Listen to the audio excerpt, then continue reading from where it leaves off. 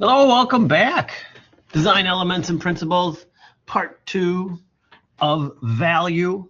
We'll do our design practice, getting used to using the best programs in the industry, both Illustrator and InDesign. I think we are on InDesign for that today. And then we're going to work on our value projects. There's going to be spot colors, monochromatic, value, one color. So we're going to use spot colors. I'm going to teach you spot colors again. I taught it in the colors section. I'm going to teach it again. It is an invaluable trick in the graphic design business when you come across working with anything that you need, that you can build out a spot color and change the tints of that color and just be able to say, this is all one color. And you can do amazing things with that. So we'll go over and review that and have some fun there as well. As it normally is with these sessions. They're a little bit shorter, which is kind of nice on the Thursday. But with all that said, let's jump on in and review everything, because I never want anybody to miss anything. So we are on value. Make sure you're due your attendance. That is due today at midnight. Start the attempt. Let's see what that first question is. What is branding? It is creating a unified identity for a product or company. It's a brand. Branding is brand. I used to teach something in a different course.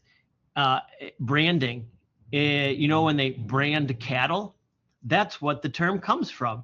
When we talk about, Apple computers and the brand is literally terming back to when cattle ranchers used to have to brand their cattle. So when they'd go to the stockyards to be made into meat, they knew who to pay. They would look at the cow. They'd be like, that's for that brand, and that cow is from so-and-so. Check one off for that ranch, and they get paid. So that's where branding comes from. And that's why it's called branding. It is literally like a brand. There you go. Don't forget to do that. That's how I take attendance, no matter if I see you, talk to you in person and shake your hand. I will just blindly look at those and turn in the grades. We did the value stuff. Always mid-session project review. If you are having troubles, guess what? If you do not ask questions, I do not know that you have a question and you do not understand something. So you need to reach out to me. I ask you every class about questions, comments, or concerns. I mean it. If you are in any way stuck, you are to reach out to me and be like, hey, Joel, I'm stuck, and I will help you out. That's why I'm here. That's why I teach. That's why I want to do this. So make sure you use that when need be. Don't let yourself be like, oh, I didn't know what to do. No, you do. Just send me a message. And that goes along with the assignments. So say you're working late and you don't know what to do. Hand in something, anything, is better than handing in nothing. Handing in nothing gets you a U. Handing in something gives you some percentage. I will give you credit for trying. And then you reach out to me. Sorry, I was working on this last minute. I really don't understand this. Can you talk, show me this one part? I'll be like, watch the video. I cover everything. So make sure you're staying up on top of everything. We got the value. I did that in full. I didn't read the book for you about grid. Excuse me, nothing wrong with that. You know what to do for the grid. Thursday's assignments. Let's do design practice first. What are we in? InDesign. I did think we were in InDesign. Paula Scher, wonderful designer, world famous. I'm going to download that. There it is. I'm going to close this up. I'm going to go to my downloads folder. Here it is. I have to move it over so you can see it. I can just double click on that if you are on a PC. Again, I want you all to know this because I don't know if I've talked about this in the past, but I had this talk with another student. I work on a PC at home. I work on a Mac here at school. They are interchangeable. I prefer a PC. The reason why I prefer a PC is they're far cheaper. I can buy the parts for cheaper. I can fix things for cheaper. I can do it all cheaper. I don't need a Mac. The Mac has nothing to do with the design software. So if you're looking for a computer and somebody's like, oh, you should get a Mac, you should look at your finances first. I do not own a Mac. I do all my work on a PC. It's wonderful. It's cheap. I can modify it. I can game on it. I can do everything. I don't really game, but I had a simulator for a little bit. But it works for everything. So generally, as a student, don't go for the high-end Mac. Just go for a nice heavy duty normal PC laptop that can handle the Adobe products. So just want to make sure everybody knows that, because we talk about it, everybody's like thinks they have to own a Mac. No, not at all. For Polisher, it's InDesign, and we have our links, and I'm pretty sure everything's going to be missing on this one, or darn near. It is opening up. Oh, tried to move it quick.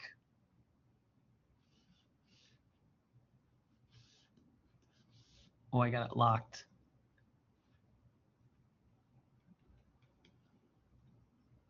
Oh, I tried to pull it over. There we go. While it was opening from one screen to another, and it got locked out. Well, it looks like all my images are missing. And this Polisher, it looks generally like the other one that we have. So let's start dropping in some images. I'm going to start with the photo. We start with photo. I'm making sure that I'm on my selection tool. I'm going to go to File, Place.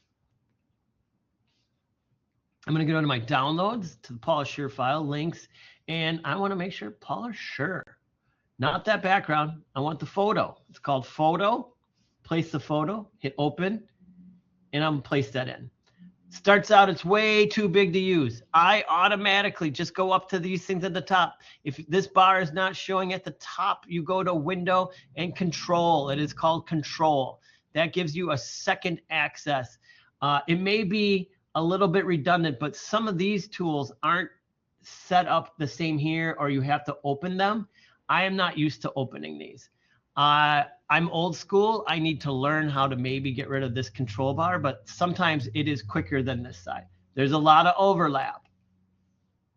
If I kept this open, I think it's the reason I can keep this open is I can quickly, if this is open, I click here and go 25. Here I have to click the 3 button, then click there, then do 25. It's one click quicker for me, but I lose screen real estate.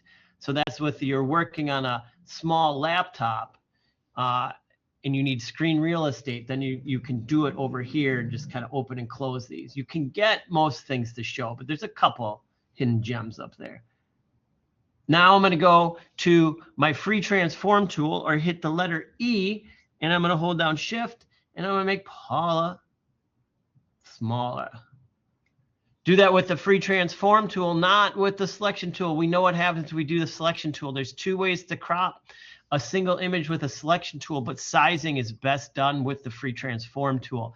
It may seem like a lot, like, oh, I got to do this tool, that tool, but they each have different functions and they each specialize in one thing. And that's why it works like that. Otherwise, you'd have one tool where you'd have to hold down like lots of buttons in order to interact with it. And you can. So let's place the examples. File, place. Example 1, 2, 3. I'm going to hold down Shift. I clicked on example 1. I'm going to hold down Shift. I'm going to click on example 3. That selects all the examples and anything in the middle. If I selected 1, held down Shift, and went down to the 4th one, it would select them all. I'm going to hit open. This is an extra thing I have put on. If this window does not come up, do not worry. This is just kind of, it's a system I have when I bring in PDFs. I can check which page. Don't worry if that doesn't show up. Here I have 3. See that blue 3 there? It means there's 3 images. 1, 2, 3, 3 clicks. I'm going to go to the select tool. I'm going to grab all 3. I'm going to go right up here, or I could go over here, 25. Okay, so it says, it told me when I do that, this value will cause one or more objects to leave the pasteboard. So this gray area that you see is the pasteboard, and I had my object set to the wrong area. I go up to this corner. That way this corner stays where it is and the image gets smaller coming up. It may seem really weird to you that that's how this works, but it allows me to do the exact same thing there, like that. Or if I'm scaling all these images, and I can put them in a row, and I can scale them together and have it work to a certain point. This gets a little advanced. I don't use it a lot. I usually have it set on this top corner. It's just something I do. I'm going to take all these, and I'm actually going to go to 50.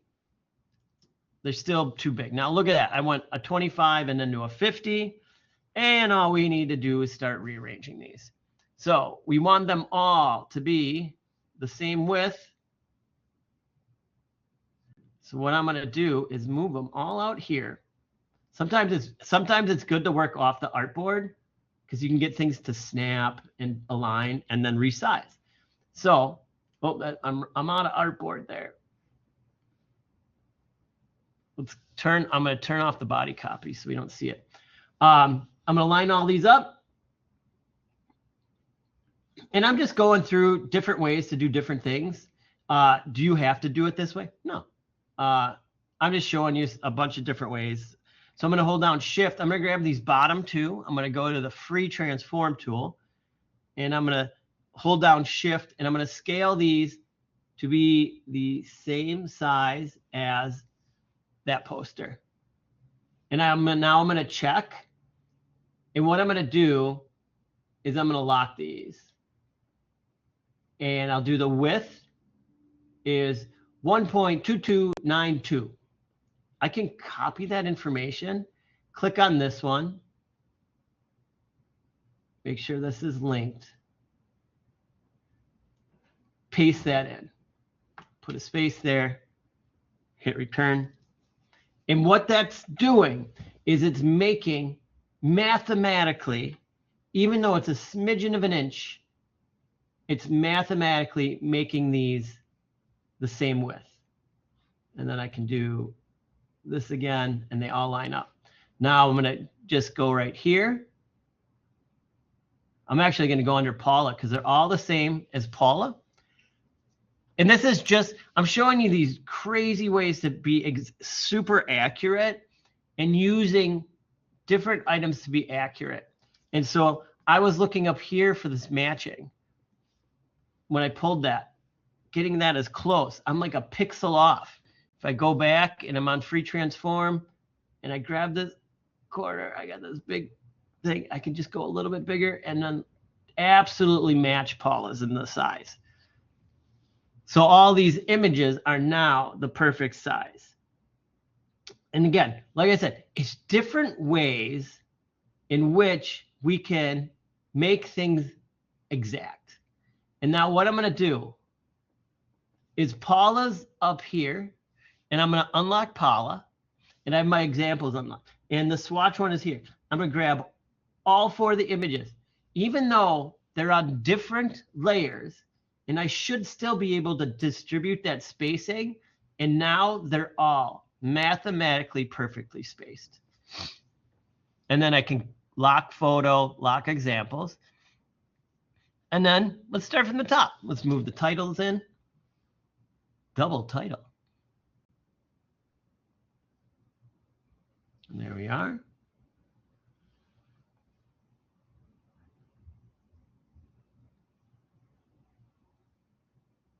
Push this up.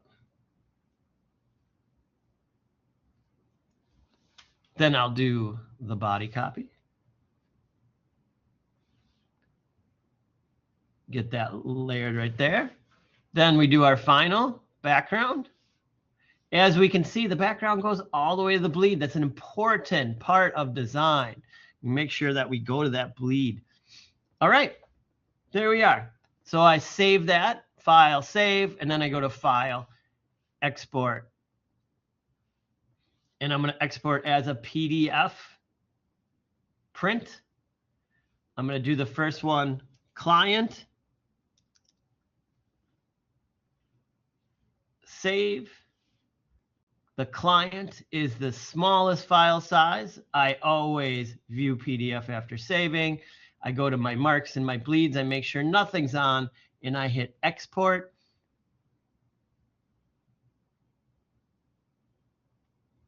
Just hit OK on that. What it's talking about is that background image. So you don't worry about that. No worries. There we go. That's looking keen. And then we do our other one. Then I go to File, Export, Export as PDF. This is for press. This is if this was so good we wanted to have 1,000, 10,000 printed. We had save, and I go to press quality and make sure view PDF is tagged. I go to marks and bleeds. I want to see the crop marks and I want to use the document bleed settings, and I hit export, hit OK, because we don't care about that background image. And here we have a perfect setup, though I don't think in this assignment we need it. I'm just so used to doing it. I think I just need to see a PDF. If you do all three, you get a little extra credit. Yeah, I just have you do the smallest size PDF at this point, but it's good to know how to do the whole thing. You're going to have to know to do it in a couple of weeks anyway. If you're in some of my other classes, if that just blew your mind, you're like, I don't know what the hell you're talking about. If you're in my in my Illustrator class, you know what I'm talking about. All right, so we know how to do that. Let's check out the value projects. Okay, so what you're going to do is you're going to create 3 monochromatic compositions. You must use the spot colors. So the monochromatic means single color. Here it says once you must use spot colors. Here it says again you must use spot colors. Here it says again you must use spot colors. What am I looking for? You to create spot colors and create a little composition. Let's see what I did. Let's see how we do this. And let's do another one. And I'll teach you twice how to do a spot color.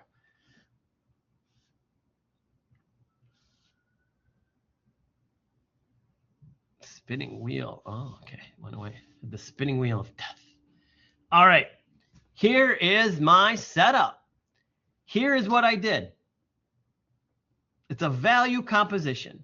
It is created with a spot color. It is one color blue. You make a blue and you come up with a composition. Here's kind of the best way to start that. Draw something out. I'm sometimes hard with like going in blind, and so I have to draw something out. So like I was thinking, you know, we start to draw. I'll zoom in. First thing is 3 composition. You saw I had the mountains. I just draw a square. Let's draw like a couple squares. And this is ideation, idea generation, form storming, all those, brainstorming, form storming, whatever you may call it. And you just kind of like, you know what? I'm going to do a straight line. And then that's the horizon. And then we'll do like, just even though like it can be super simple. We have a barn, right? And then I feel like I'm copying this from somebody else. We'll do it real simple. It can be super simple. Actually, this might be funnier simple. Okay. And then we have a dome. And we do this. There's a little composition. And I can do this all in monochromatic. So it'd be like, this would be green. You can do with another, just something funny. I did the mountains. You could do like a whole like it doesn't have to be a scene. You know, you could do, you know, like that did not start out the way I wanted it to. I don't know why I drove 2 ovals. You could do like a little kind of pattern. Like I'm going to do some flowers. They're all the same color. You know what I mean? 3 is always a good number. So you could have your background color be 1.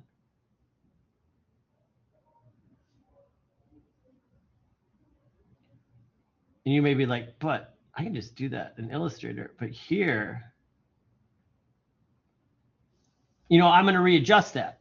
So, and this would be pink. Let's just go with these 2. But I highly suggest, and this is you just draw some squares. And I honestly, when I do this, when I do my idea sketching, I rarely am sitting at a table concentrating on like, oh, I got to come up with this drawing. I usually do this idea generation kind of at night when I have a TV show on or something in the background that I can listen to and not really pay attention to. And then I'd just be like, well, what do I do? I want like waves. Oh, I would do surfer, like something then with surf. I just changed my mind. So the wave, see how that, see, I drew these waves and then I thought surfer, but like, what if I did like I did a line? Yeah.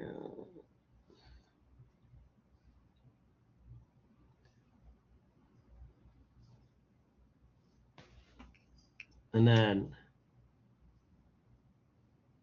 there doesn't have to be a person, and it can be, like I said, I'm not looking for full on like crazy. So this would be foaming over. This is a wave. And then like a cloud. And this could be blue.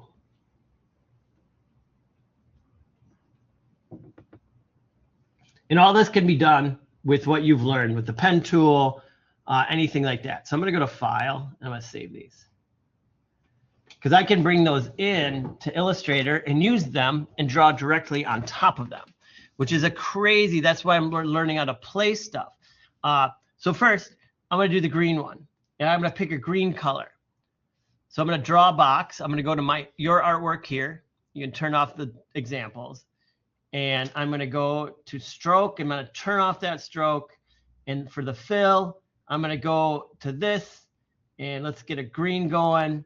So you could just even select a green, like starting there. That's actually a pretty good green for what I want to do. Maybe I'll make it like I just want a little hint of darkness to it. So I have enough playroom, you know, from dark to light. So I created this green color. You can move these sliders. You have to be on this palette right there. So you go to fill. And if you start here on the swatches, pick a color. I want this color. I'm right here, right? You move these around until you get a color that you like. I always work in CMYK. If you want to change it, there's this hamburger menu right here, and you go to CMYK. Right there, this little 3 lines. Now, I'm going to click back over to here, but without touching anything, I'm just going to hit this plus, and I'll call it Alien Green. I'm going to switch the color type to spot color and make sure that it says global, and I'm going to hit OK. And what happens is right here, see where that finger is pointing? It added a color, and it's got a spot on it. That means this is now a spot color. So I'm good to go. Let's do the pink and the blue. So I'm going to do another color. I'm going to go over here. I'm going to pick a color close to what I want. I'm going to now click on the palette. I'm going to make sure that it is CMYK. Get used to doing those color blends that way. I want it a little bit more salmon-y. I don't want to go into the purple range, but I'll crank that. So this is my flower color. So I devised my own color. I'm going to go to the swatches. I'm going to hit the plus. I'm going to call it flower pink. I'm going to go to color type to spot color. I'm going to hit OK. Now that added it there. I have a green swatch with a pink, or with a dot, and a pink swatch with a dot. Excuse me. Can you get these bigger?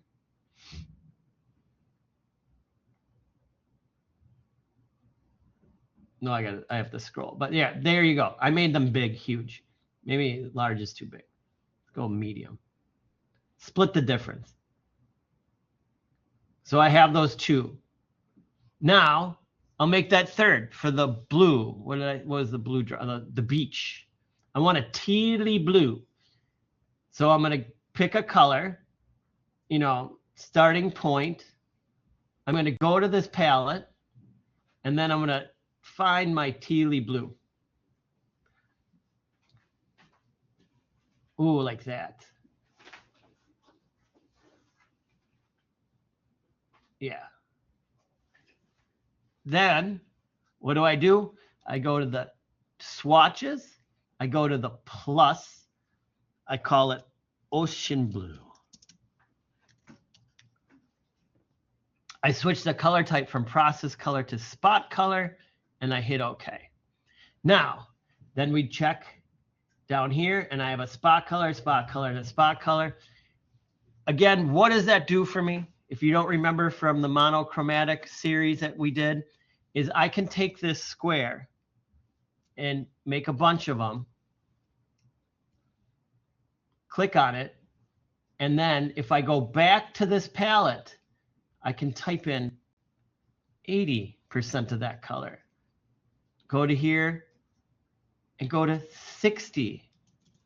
And these are all perfectly matched. Oh, that was supposed to be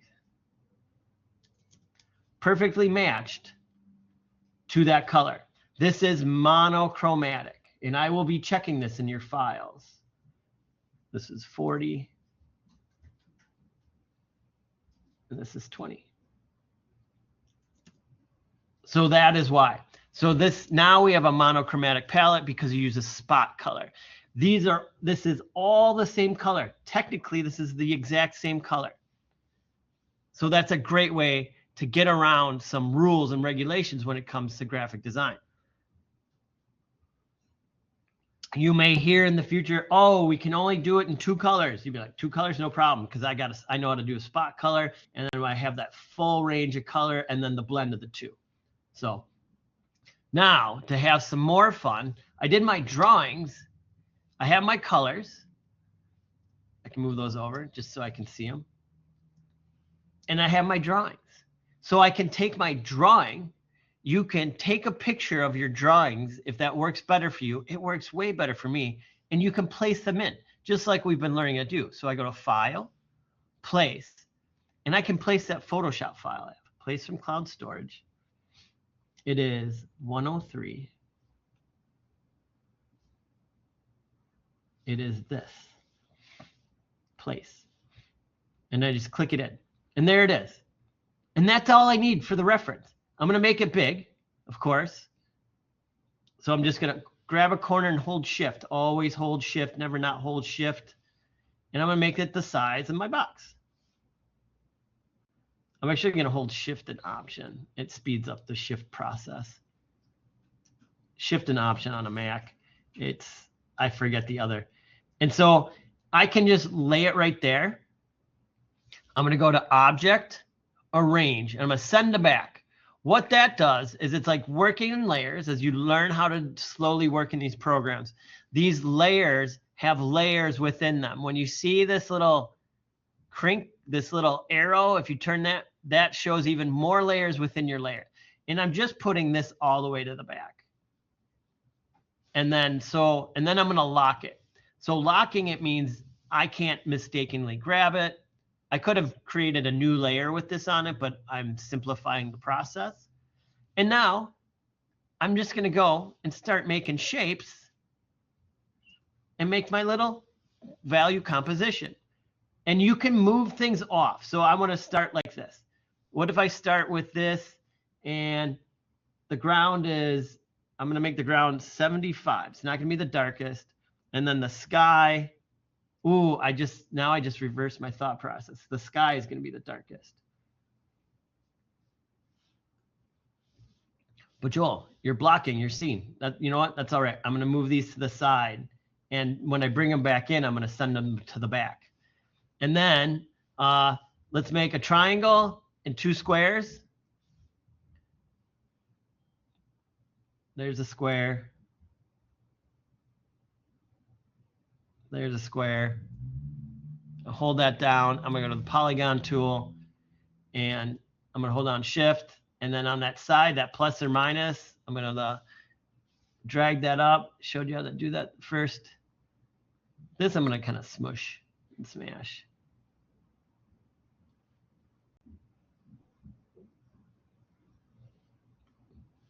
So we have these three parts. The door. Bring this. They all can't be the same color. So you have to start breaking them up. So you could bring back the background. Object, arrange, send them back. I'm always going to be sending, shoot, I forgot about that. So if I send it to the back, it actually sends it behind my image, even though it's locked.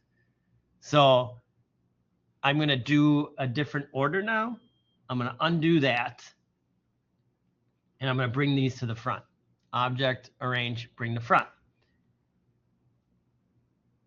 Again, that's just reordering on my, and I'm going to bring that background in, and I'm going to be like, okay, if this is the darkest, I kind of want, or maybe I'll reverse. You know, sometimes it's like that twilighty night sky. And then I'll make this the darkest. Oh.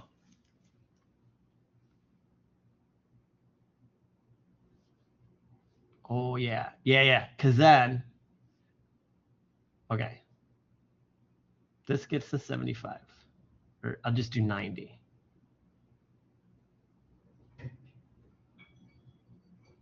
Okay. These will be 95. We just need them to stick out just a little bit. I'm going for subtlety. You can just barely see the difference. This, I gotta make the sky even lighter. Okay. This door is actually gonna be bright. Okay. Then I'm gonna move all this off. Again. And I need to make the UFO and a cow. I'm just going to take my ellipse tool. And let's do another ellipse. I'm going to get those centered up. And I'm going to tilt it.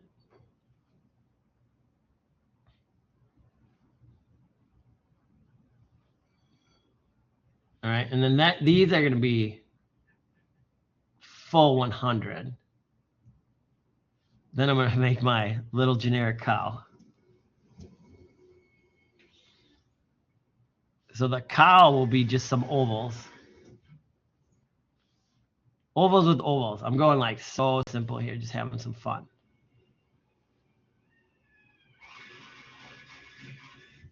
Nothing like construction work.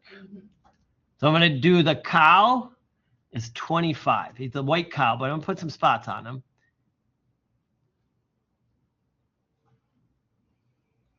Get that little head.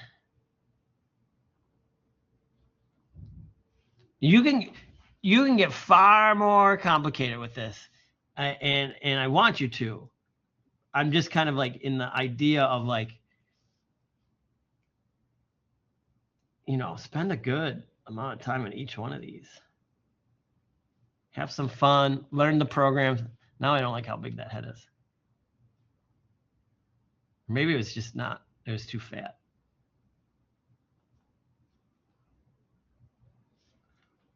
And then I'm doing everything as a shape. I'm not doing any lines.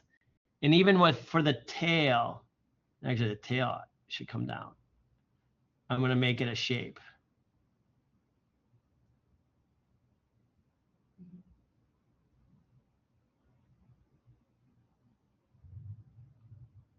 All right. And then we'll put some ovals in there that are darker to give them some spots. Oh, Jesus.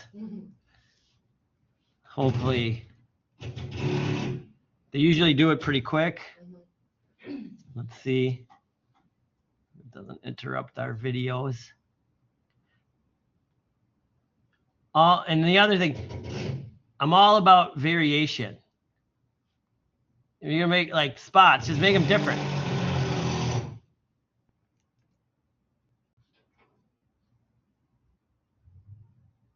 I don't know if I want like, oh, I didn't realize, okay.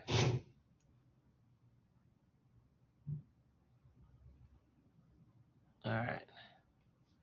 What? Good enough. And then the piece de resistance. Now, some of you, what we're going to get into is now I'm going to hit that thing where I have to send things and rearrange. So what I'm going to do is I'm going to take my cow and I'm going to group it. Object, group. That turns my cow into a single unit. I'm going to do the same with the UFO file group, object group. Because then I can add my beam of light, which can just, if you're like, I don't know, I use a pen tool, do a triangle. And then just rearrange the triangle. You can pull that, make it skinnier, and then I'm gonna twist it. And this will go down to like 10. And then I'm gonna grab I'm gonna click on the cow, I'm gonna click on the UFO, object, arrange, bring to front. And now I'm gonna grab my background, make sure I have my house as well. And I'm gonna pull those in.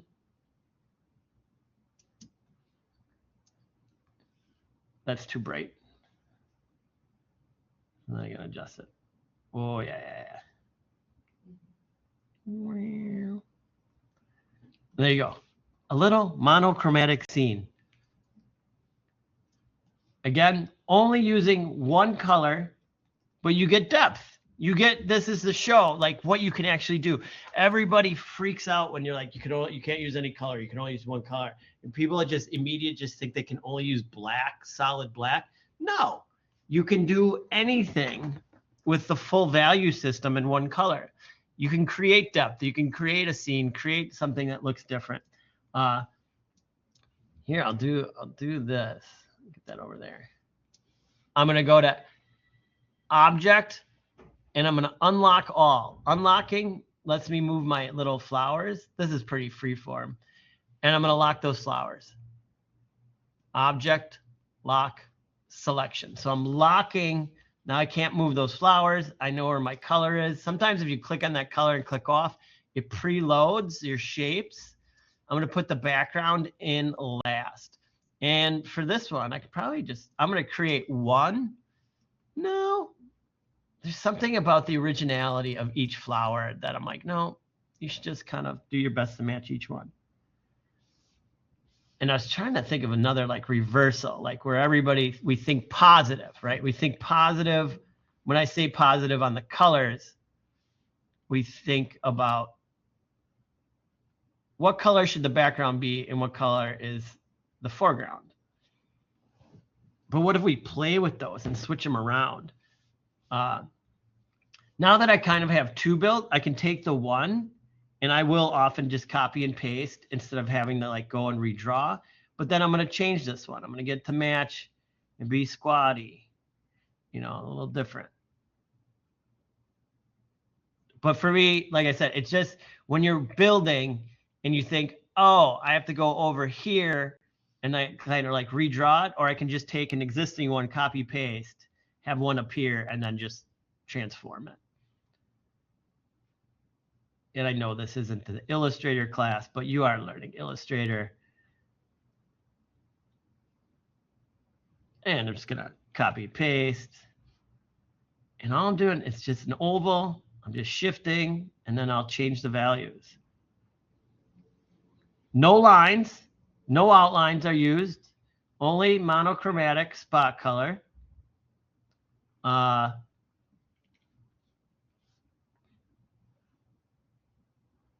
Get that there. Oh, that actually feels like the same as the other one. and then copy paste. Now you may be saying like, now this is a big mess and that center is not where the center is supposed to be. That's okay. We're going to do that arrange thing. So I'm going to grab that middle one. I'm going to go to Object, Arrange, Bring to Front. That's all I needed to do. Now for these, so for this one, let's go 90. And then these will be, these will start out as, I'll do 25. But now I'm going to change it. I'm going to grab, I made 6. I'm going to grab every other one and make those 30. Maybe I'll go to 35. If I see that's like, oh, I'm just guessing. And I'm going to see how that looks. You know, maybe I'm going to grab the front. I'm going to grab the 3 lighter ones. I'm going to go to Object, Arrange, Bring to Front.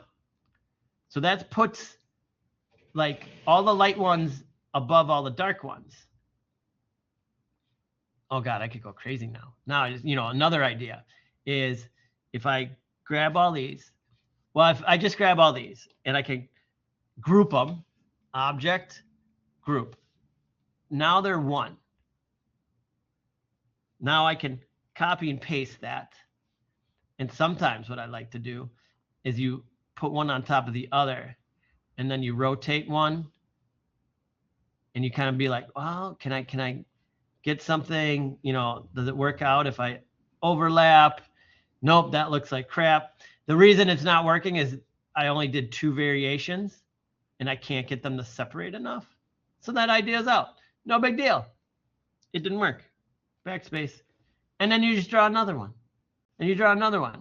And then the reason I did this light is similar to the other one. It's kind of like think different or reverse, or like I'm just going to copy and paste this one.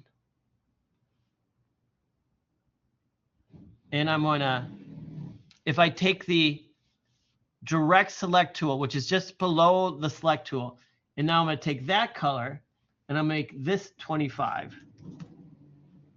I'm going to take these 25s. I'm going to use still on this direct select tool. That's how I can grab individual objects when they are grouped together. And I'm going to do these at, I want this to be at, let's do 75. And then I'm going to grab the other ones where I'm just going to click once. I'm on that what's called a direct select tool. I'm going to hit shift and click. And I'm going to change these. Whether those are 75, I'm going to do 65. Or 85. 85. So like I have a positive and a negative. And the reason I wanted to do this is then I'm going to Object, Unlock All, because I have my background image that I need to get out of the way.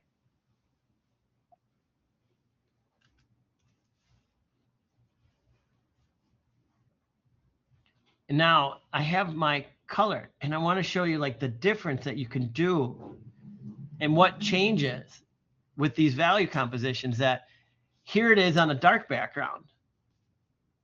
Or what if I did it on a 10% background? And it changes the effect and the mood and everything about the piece. You know, we always think the one way, but you're like, well, what if I did all the way dark? And so we have that fun area to play when working with these. There, let's just go right in the middle and play around. So that is the value composition challenge for you all. First, you know how to make your spot colors, pick the spot colors. You could anything in the world. Like I said, try to do a little scratching, a little sketching beforehand. Get some ideas out before you just dig in. And you can translate your ideas into simple shapes. It doesn't have to be anything crazy. Look at this. This is some simple shapes to create a little mountain scene with a sky. Apparently I'm all in the night skies. I think I do the night skies just to show like that you don't always have to default to our first idea. Oh, bright sky. Oh, bright sky. Oh, during the day. No, I do all night scenes. Make it moody. So, and there you go. So just a few ideas on how to do that. Again, in the very beginning of this of the part of the lesson, if for some reason you're skipping through, I go into great detail on how to do the monochromatic, how to set up that file. I do it 3 times. Again, as I said earlier, if you have any questions, comments, or concerns about projects, how to do things, you got to reach out to me. I can't answer questions I don't hear, but I'm happy to answer every question about anything. So with that said, there you go. There's the value composition. Is there any questions, comments, or concerns? All right. Have some fun. I look forward to seeing these. This is where you get to start to be a little bit more and more creative. I like these projects start to turn out like a little bit more fun. Have some fun. Challenge yourself. Push yourself, and you'll do great. All right. I'll talk to you later. Bye-bye.